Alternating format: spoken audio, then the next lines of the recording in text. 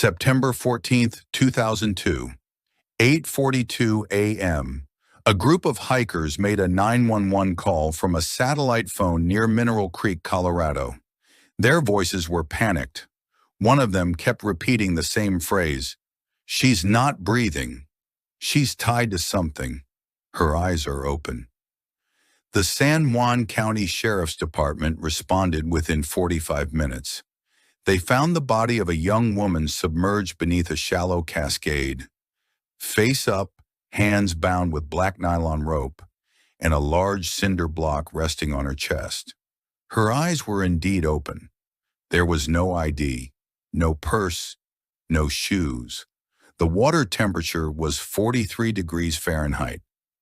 Rigor mortis had set in, but the core temperature suggested she had been dead for no more than 8 hours.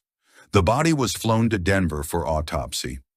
That night, local deputies canvassed the area around the trailhead parking lot. A single set of fresh tire tracks had been found leading toward a restricted service road. Inside a nearby dumpster, they discovered something else. A pair of soaked tennis shoes, size 6, a broken Polaroid camera, and a torn page from a notebook with one line written in capital letters, "Stop looking at me." The coroner's report was completed on September 16th, 2002. The victim was a female, Caucasian, between 19 and 25 years old. Cause of death, asphyxiation due to forced submersion. The nylon rope had left distinct ligature marks. There was bruising around the mouth and nose consistent with a hand being used to hold her down. No signs of sexual assault, no signs of defensive wounds. Toxicology came back negative for alcohol or common sedatives. She had no tattoos. Dental records matched a missing persons case filed in Durango 3 days earlier. Emily Halperin, age 22. According to the report filed by her roommate, Emily had not returned home from a photography trip in the mountains. She was last seen carrying a canvas bag and her Polaroid SX70, the same model found broken in the dumpster. The day after the body was identified, a plain white envelope arrived at the San Juan Sheriff's Office with no return address. Inside were 6 undeveloped Polaroid exposures and a folded piece of notebook paper. The note read, "There's always someone watching, but not always someone listening." Of the 6 photos, 2 were blank. 3 showed heavily wooded areas. Nothing unusual. But the last one was different. It was a blurry photo of Emily, her eyes wide, as if she'd just turned around. Half her face was illuminated by a flash. She was in the same clothes found on the body.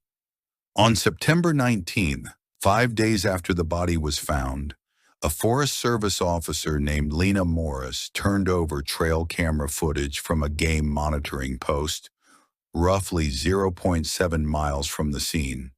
The camera had been triggered multiple times between 2 a.m. and 6 a.m. on the morning of September 14. Among the captured images, 3 frames stood out. They showed a tall figure, likely male, wearing a blue windbreaker and jeans, walking with a large duffel bag slung over his shoulder. In one frame, the man stops, looks directly at the camera. His face is partially obscured by a baseball cap and motion blur, but the image is sharp enough to see a patch on the left sleeve, a Colorado Department of Transportation emblem. The timestamp, 3:48 a.m. Investigators traced the emblem to a contractor database. Only 13 employees had been issued blue dot jackets with that patch in 2002. One of them was a man named Joseph Henry Lowen, age 41, residing in Ouray County, approximately 40 minutes from the Mineral Creek trailhead. Lowen had a record. In 1994, he'd been arrested for trespassing on private land near a defunct mining operation. The charges were dropped. In 1998, he was cited again. this time for illegal dumping in a restricted fire zone. When approached for questioning on September 21st, Lowen denied ever hiking near Mineral Creek and claimed his jacket had been stolen earlier that summer. He declined a polygraph, but he agreed reluctantly to a search of his property. Inside a storage shed behind his cabin, deputies found an empty Polaroid film cartridge, two nylon rope coils matching the type used on Emily, a roll of black plastic tarp, and behind a loose wall panel, a canvas bag. Inside it, several water-damaged photographs. Most were unrecognizable, but one had survived. It showed Emily Halperin, asleep or unconscious, in what looked like the back of a vehicle. Her hands were bound, her eyes half open. After discovering the photograph, authorities obtained a warrant to examine Joseph Lowen's full property, including a separate unused structure registered as a seasonal storage cabin on a forest parcel 12 miles north of his residence. On September 24th, deputies arrived at the site, a small wooden structure tucked deep into a clearing, surrounded by pine trees and unreachable by standard patrol vehicle. They approached on foot. The cabin was padlocked, no windows, a rusted stovepipe on one side, and a hand-painted sign above the door that read, "Private, do not step." Once inside, investigators described the interior as clean but unnatural. On the floor were 6 square Polaroid photographs arranged in a perfect line. All were blank. In the far corner stood an old metal cot with a thin mattress. Zip ties were looped around both ends of the bed frame. On a shelf near the cot, a battery-powered lantern, a set of disposable gloves, a journal partially burned. The pages that survived were later examined. One entry stood out. It was undated, written in all caps. "She knows where I go. She tried to talk. I told her to look away." Behind a plywood panel, officers found another Polaroid camera, its lens cracked. There were also fibers matching the ones from Emily's clothing, and partial DNA confirmed to be hers. Despite all this, Lowen was not formally charged. His defense attorney cited evidence contamination and the lack of direct witness testimony. The case stalled. On October 12th, Lowen was released. 4 months later, a second envelope arrived at the San Juan County Sheriff's Office, postmarked from Utah. Inside, a photo of a wooded clearing, a blood-stained Polaroid of a woman's boot, and a note, "You only found the quiet one." The second envelope reopened the case. On February 24th, 2003, investigators from San Juan County coordinated with authorities in Carbon County, Utah, to search the area visible in the photo. After comparing the tree line and surrounding terrain, they located a remote trailhead used primarily by hunters and wildlife biologists. Roughly 300 yards off trail, they discovered a shallow grave covered in loose brush. The body inside was badly decomposed, but female. No clothing remained except for one tan hiking boot, a match to the blood-stained Polaroid. Dental records identified the victim as Samantha Drew, age 25, reported missing from Moab, Utah, in June 2001. She had last been seen hitchhiking alone through the Colorado Plateau. The grave was less than 2 miles from an abandoned Forest Service bunker, one that, according to maintenance logs, hadn't been accessed since 1995. Investigators found a rusted Polaroid cartridge inside, but no film. Samantha's case had gone cold years prior, but now with 2 victims found in similar circumstances, investigators created a joint task force. They named the case the Trail Watcher. Joseph Lowen was brought in again for questioning. He refused to speak without counsel. This time, however, he made a mistake. Surveillance teams tracked his movements. On March 8th, he drove west, stopping at a rest area off Route 191 in Arizona. He stayed 14 minutes. When officers searched the area later that night, they found a plastic container wedged behind a utility pipe. Inside, 2 blank Polaroids, a GPS tracker wrapped in foil, and a small spiral notebook with a single phrase on the cover: "Listen before they look." Lowen was arrested on March 10th for obstruction and evidence tampering. But again, no murder charges were filed.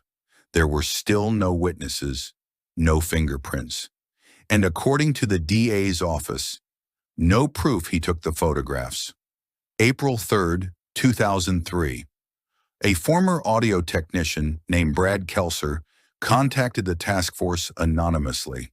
He claimed to have purchased an old answering machine from a storage auction near Dolores, Colorado. Inside the machine was a micro cassette labeled July 19th. He digitized the tape and discovered a partial recording of what he believed to be a phone call, one that had never been erased. He uploaded the file to a private server and sent the link, along with the physical tape, to the sheriff's office. The recording, verified by 2 forensic labs, was just under 4 minutes. It began with silence, then static, and eventually a faint female voice. She says, "If someone finds this, my name is Sam. I was wrong about the ride. He had photos. I think he took them before." The voice is panicked, whispering. There is a pause, then rustling. "I'm in a room. Wood walls. He keeps the light off. I don't know what day it is." At 2:14, a second voice can be heard. Deeper, male. It says only, "We said no talking." A scuffle. The sound of something being knocked over. Then silence. The voice is consistent with Samantha Drew's. The male voice has no confirmed match, but investigators noted that the cadence and tone bore similarities to Joseph Lowen's interview footage. This new evidence triggered a grand jury review. However, the defense argued the tape could not be authenticated as contemporaneous or unaltered. It was deemed inadmissible. Still, the task force now believed there were more victims, more tapes. On May 18, 2003, a third envelope arrived. It contained only 2 words handwritten on the back of a photo of Mineral Creek. "Start over. June 4, 2003. Acting on a tip from a retired deputy, the task force turned their attention to a defunct records room in the basement of the old San Juan County Courthouse. It had been locked since the early 1990s, used primarily for overflow evidence storage before digital archiving. Inside, behind rows of dust-covered boxes and deteriorating case files, a technician located an unmarked filing cabinet. Inside were dozens of sealed evidence bags, none cataloged in any modern inventory. One of the bags contained a small bundle wrapped in wax paper. It held 5 undeveloped Polaroid negatives, a cassette tape labeled only Blue 1987, and a receipt from a roadside motel dated July 19, 1987. The tape was warped but recoverable. Audio engineers reconstructed 63% of its contents. It began with the sound of a car engine, then a male voice, possibly the same as the one on Samantha's tape, narrating. "This is the first one. She's still asleep. Says her name is Alicia or Lisa. Doesn't matter. She walks like the others." Then static. "The creek's louder tonight. Can't get her to stay quiet." A woman's voice cries out faintly in the background. Then a thud. Then silence. This recording was traced to a cold case from 1987. Alicia Brenton, 24, reported missing in the same region. Her body was never found. The date matched the motel receipt found with the tape. For the first time, authorities had evidence connecting the Mineral Creek murder with a possible third victim decades earlier.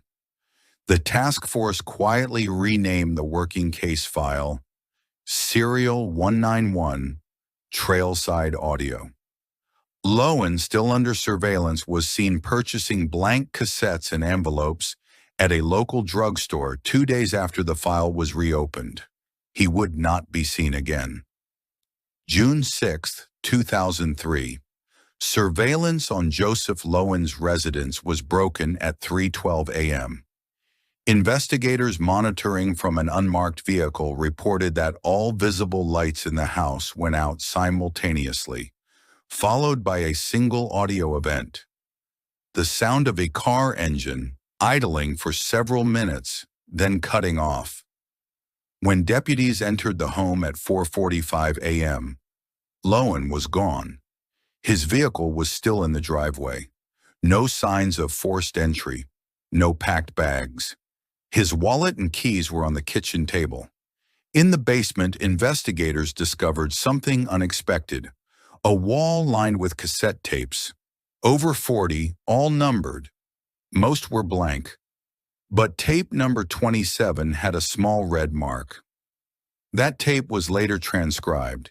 It contained the following: "They always think it's the trail, but it's not. It's what's waiting just off it. That's where they stop looking. That's where they let you watch." Authorities also found a topographic map pinned to the wall with several markings traced in red, each corresponding to sites already tied to the case: Mineral Creek, Carbon County, Dolores, and one final location circled in black: Red Lake Sinkhole near the Utah-Arizona border. Inside Lowen's bedroom, a Polaroid photo was taped to the inside of a drawer.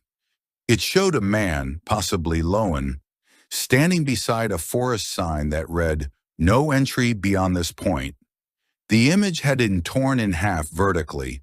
On the back was written, "Start here, end deeper." A statewide manhunt was issued. Border alerts were triggered, but no sign of Lowen was found in the days that followed. On June 14th, a park ranger reported a recently used campsite 3 miles from Red Lake Sinkhole. At the center of the site was a large plastic tote, locked and wrapped in duct tape. It was mailed to the task force under sealed chain of custody. Inside were 27 more cassette tapes. June 18th, 2003. The task force, accompanied by search and rescue personnel, entered the Red Lake Sinkhole site at 6:42 a.m. GPS coordinates found scribbled inside the plastic tote led them to a depression in the rock wall roughly 400 feet off the trail, almost invisible to the naked eye. Behind it, a narrow entrance reinforced with timber beams and partially collapsed. They cleared the entrance and descended into a hand-cut tunnel, no more than 4 feet wide. Inside, the air was cool and stale. A set of power cables had once been strung along the ceiling. They were now rotted and frayed. At the end of the tunnel, 60 feet in, they found a door. Rusted metal, with a single symbol scratched into the surface. A backward L intersecting a circle. Inside, a small chamber. The floor was dirt, the walls lined with tar paper. In the center, a metal folding chair, facing a cassette recorder. The recorder was still running. It clicked and rewound itself repeatedly, as if stuck in a loop. On the tape, "You won't know how long you've been here, but you'll know when someone else comes." In the dirt beneath the chair, they found teeth, later matched to Samantha Drew. No trace of Lowen was found. But near the tunnel entrance, someone had left behind a final note, weighed down by a smooth river stone. The paper was faded, but legible. It read, "You listened. That means you're next." July 2nd, 2003. A package arrived at the San Juan County Sheriff's Department, postmarked from a small town in Idaho.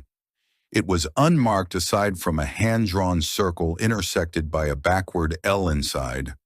A wooden box containing 27 labeled cassette tapes. Each one was sealed in its own plastic sleeve. Most were dated between 1986 and 2003. One was labeled only, "For the one who looked." Over the following months, the tapes were transcribed by a forensic audio team.